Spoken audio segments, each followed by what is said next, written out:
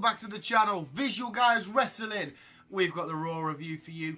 It's for the 10th of the 7th, 2017. I feel like I'm shouting right at your faces and I don't know why. It's last night's Raw review. This is the Raw after. Goodness gracious, great balls of fire! And if I seem a bit on edge and a bit twitchy, I just seen a spider and I shoved it out the way, just moved him. I don't know where he's gone. Let's ignore the spider that could possibly bite me and give me spider powers, and let's talk about Raw. Just get it out of the way quickly. Goldust beat R-Truth. Cedric Alexander and Tozawa taking on Neville and Noam Dar. Tozawa picked up a pinfall for his tag team against on Neville, so we got a pin back from the night before, but it wasn't that good. The Austin Aries leaving the Cruiserweight, so leaving WWE was awful. Finn Balor beats Elias Sampson. Sampson's doing his guitar gimmickry. Finn Balor comes down, interrupts him. Gets a coup de grace in. Picks up the win.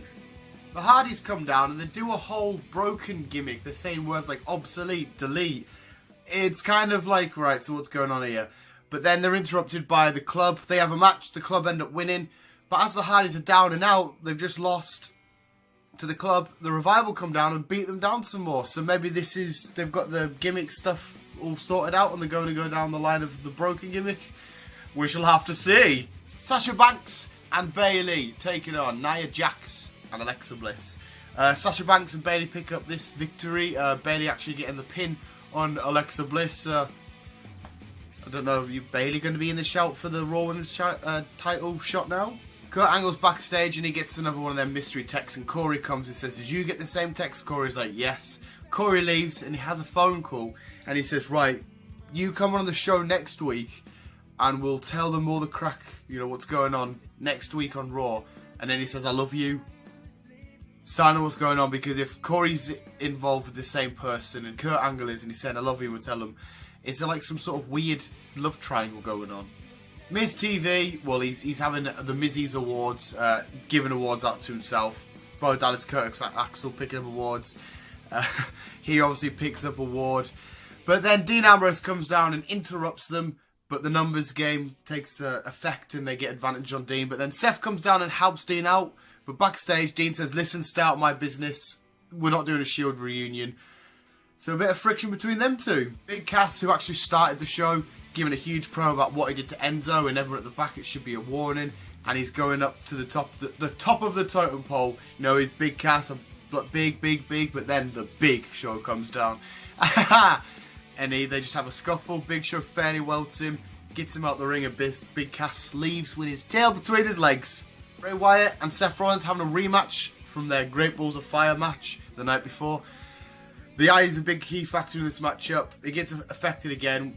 Seth's blind for a sec, gets his sister Abigail on him. Bray Wyatt picks up the win, but then, because of what happened earlier on, Miz and the Miz Taraj come down, take him out. But then Dean does come back down and attacks them all with chairs. So I don't know if he was saving Seth or if he just wanted to get some more on against the Miz and stuff. I don't know. And probably my favourite talking segment, the end bit of the whole WWE so far. Brock Lesnar's in the ring.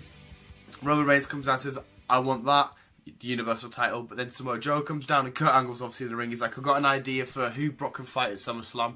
And there was a lot of swearing going on this. I'm sure they said fuck, they said shit. I was like, oh, because obviously PG era, that's hardcore to do now. But Kurt Angle suggests Samoa Joe versus Roman Reigns next week on Raw. The winner is taking on Brock Lesnar at SummerSlam.